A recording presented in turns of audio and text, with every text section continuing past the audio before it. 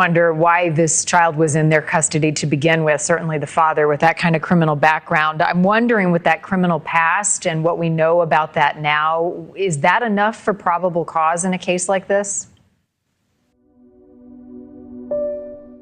There she goes, Rebecca Haro, being led away in handcuffs.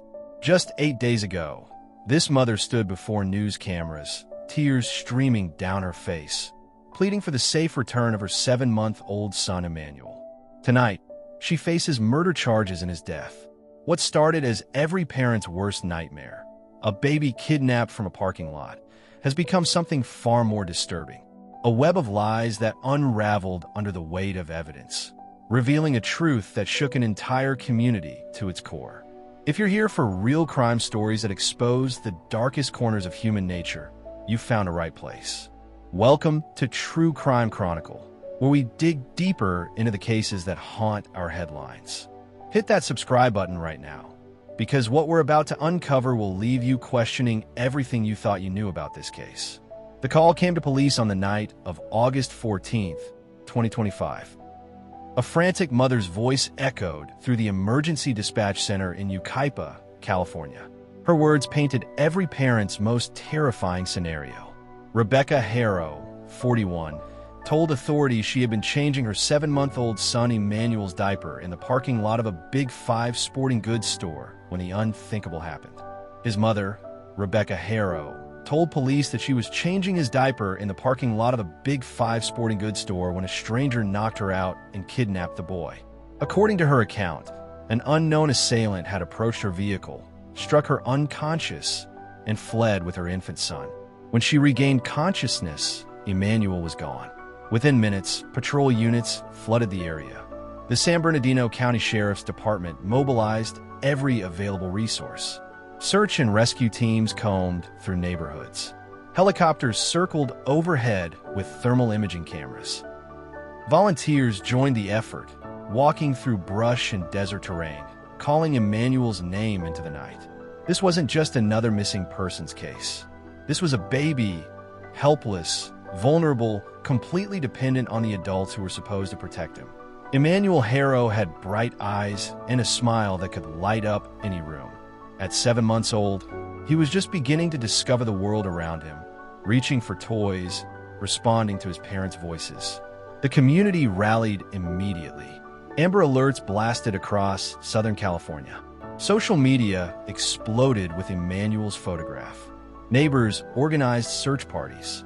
Local businesses printed flyers. Everyone wanted to help bring this baby home. But even in those first crucial hours, something didn't feel right. As dawn broke over the high desert community of Yucaipa, investigators began noticing inconsistencies. Rebecca Haro's story, while tragic, contained elements that didn't align with the physical evidence at the scene.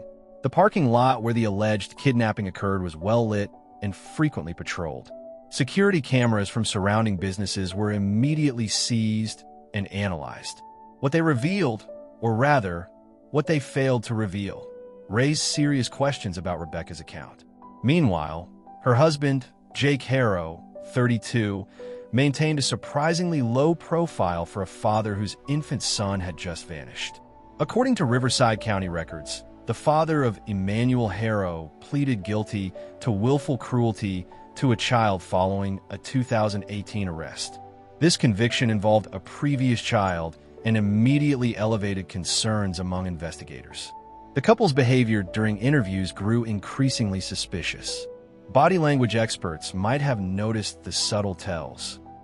The lack of eye contact during crucial moments, the rehearsed quality of their responses, the absence of the raw, desperate emotion typically displayed by parents of missing children. Days passed with no credible sightings of Emmanuel. Local law enforcement officials said they have looked into the reported sighting of a missing 7-month-old Emmanuel Haro in Central California on Wednesday, but he has not yet been located. False leads consumed valuable resources while investigators quietly began focusing their attention closer to home. Nearly a week after a 7-month-old boy was reported missing in Yucaipa, investigators seized a vehicle belonging to the baby's father. This tactical move, represented a significant escalation in the investigation. When authorities impound a vehicle in a missing child case, they're looking for forensic evidence, traces of DNA, fibers, anything that might tell the story of what really happened. The seizure didn't go unnoticed by the community. San Bernardino County deputies have been searching for Emmanuel Haro since August 14th, but now their search had taken on a much darker tone.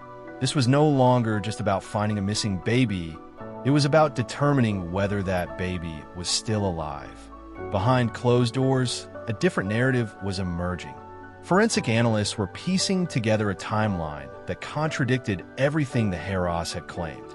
Phone records, surveillance footage, and physical evidence were painting a picture that investigators found deeply disturbing. The Big Five sporting goods parking lot, where Rebecca claimed the kidnapping occurred, became the center of an intensive forensic examination. Every inch was processed for evidence. What investigators found, and crucially, what they didn't find, began to unravel the parent's story piece by piece. In missing child cases, the first 72 hours are critical. After that, the statistics become increasingly grim. As the search for Emmanuel entered its second week, the focus shifted from rescue to recovery. Cadaver dogs were deployed. Ground-penetrating radar was used in areas of interest. The horrible reality was setting in. This case was likely no longer about bringing Emmanuel home alive. The parents of a 7-month-old boy who claimed the child was kidnapped last week are now reportedly the focus of the missing persons investigation, in which unsettling new details continue to emerge. Law enforcement statement was carefully worded, but the message was clear. Rebecca and Jake Haro were no longer considered grieving parents. They were suspects. The couple's home in Cabazon became the subject of intense scrutiny. Search warrants were executed. Evidence was collected and cataloged. Neighbors watched as investigators spent hours inside the residence, emerging with bags of potential evidence. What they discovered inside the house would change everything. The forensic evidence told a story that was completely at odds with the kidnapping narrative. There were no signs of forced entry, no evidence of struggle, no indication that Emmanuel had ever been in that Big Five parking lot on the night his parents claimed he was taken. Instead, the evidence pointed to a far more heartbreaking truth. August 22nd, 2025, 8 days after Emmanuel was reported missing, marked the end of one of the most intensive searches in San Bernardino County history. But it didn't end the way anyone had hoped. Detectives from the Sheriff's Homicide Detail and Specialized Enforcement Division arrested Jake and Rebecca Haro at their residence in Cabazon, California, on August 22nd, 2025. The arrests were coordinated and swift, involving multiple law enforcement agencies working in concert. The charges were devastating. The Riverside County District Attorney's Office charged Jake Haro, 32, and his wife, Rebecca Haro, 41, in the death of their son Emmanuel, according to court papers filed Tuesday. They are also charged with filing a false police report, which is a misdemeanor. Murder. The word hung in the air like a death sentence itself. Not kidnapping, not neglect. Murder. Based on the evidence, investigators determined a kidnapping in Yucaipa did not occur, the sheriff's department said. It is believed Emmanuel is deceased, and the search to recover his remains is ongoing. The community that had rallied to find Emmanuel now faced an unbearable truth. The very people who had stood before cameras pleading for his return, the parents who had accepted hugs and prayers from neighbors, the couple who had thanked volunteers for their tireless search efforts, they were now accused of ending their son's life. The investigation revealed what authorities described as tremendous amount of evidence suggests Emmanuel Haro kidnapping report was not true. This wasn't a case of conflicting witness statements or circumstantial evidence. This was a comprehensive body of proof that painted a picture of deception from the very beginning. Rebecca and Jake Haro appeared in court, with public defenders representing the mother and father, for less than 5 minutes, with a $1 million bail set for both. Their arraignment will continue on September 4th. Standing before the judge, the couple who had once begged for their son's safe return now faced the possibility of life in prison for his death. The transformation was jarring. from grieving parents to accused killers in just over a week.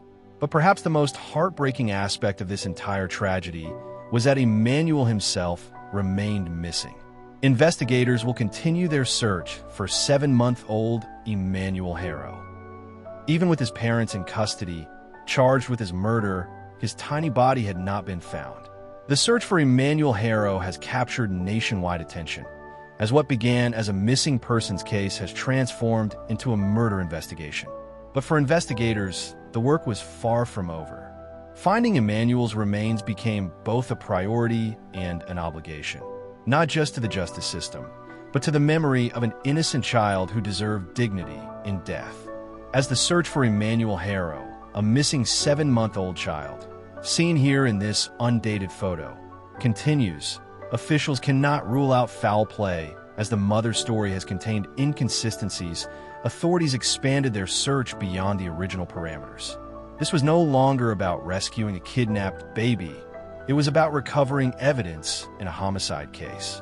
The community's response evolved from hope to heartbreak to anger. Vigils that had once been held to pray for Emmanuel's safe return became memorials for a life cut tragically short. The yellow ribbons and Bring Emmanuel Home signs took on a different, more somber meaning. What drove two parents to allegedly kill their own child? What circumstances led to the death of an innocent 7-month-old baby? These questions haunted everyone who had followed the case from the beginning. Mental health experts suggest that cases like this often involve complex factors: financial stress, relationship problems, mental illness, substance abuse, or previous trauma. But none of these potential explanations can truly account for the alleged betrayal of the most fundamental bond in human society: the protection a parent owes their child. The investigation continued to reveal more disturbing details. The elaborate nature of the deception suggested premeditation. The couple hadn't simply panicked after a tragic accident. They had allegedly crafted an entire fictional narrative, complete with a fake crime scene and fabricated timeline. For the volunteers who had spent countless hours searching for Emmanuel, the revelation was devastating. They had been searching for a child who may have already been dead, deceived by the very people they were trying to help. The betrayal cut deep into the fabric of a community that had opened its heart to a family in crisis. Tonight, as Rebecca and Jake Haro sit in separate jail cells, awaiting trial for their son's alleged murder, Emmanuel Haro remains missing. Somewhere in the vast expanses of Southern California's high desert, a tiny body waits to be found, to be brought home, to be laid to rest with the dignity every child deserves. This 7-month-old baby never got the chance to take his first steps. He'll never speak his first words, never celebrate his first birthday, never experience the joy of childhood that should be every child's birthright. His life was allegedly ended by the very people who brought him into this world. The case of Emmanuel Haro serves as a devastating reminder that sometimes the greatest threats to children come not from strangers lurking in parking lots, but from those closest to them. It's a truth that challenges our most basic assumptions about family, protection, and the bonds that are supposed to keep our most vulnerable safe. As this investigation continues, as the search for Emmanuel's remains persists, and as the legal process unfolds, one thing remains certain. This community will never forget the bright-eyed baby whose disappearance revealed the depths of human deception and the heights of human compassion. What really happened to Emmanuel Haro? What drove his parents to allegedly orchestrate such an elaborate deception? These questions will likely be answered in a courtroom in the months to come. If this case has affected you, if it's made you think about the children in your own community who might be at risk, then Emmanuel's story, tragic as it is, has served a purpose. Share your thoughts in the comments below. And if you believe in justice for the most vulnerable among us, make sure you're subscribed to True Crime Chronicle. Because unfortunately, Emmanuel's story isn't unique, and we'll continue covering the cases that demand our attention and our action. Until next time, this has been True Crime Chronicle. Justice for Emmanuel.